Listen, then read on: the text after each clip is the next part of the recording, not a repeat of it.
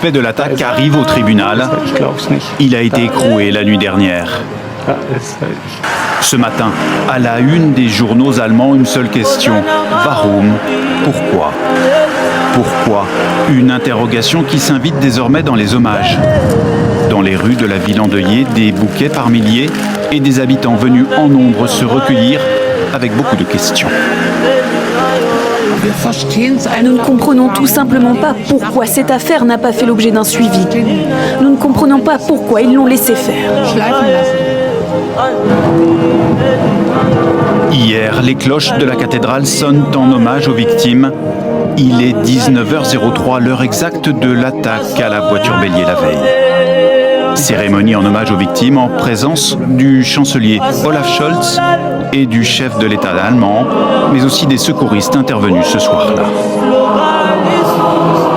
Depuis hier, la police et le gouvernement sont sous le feu des critiques.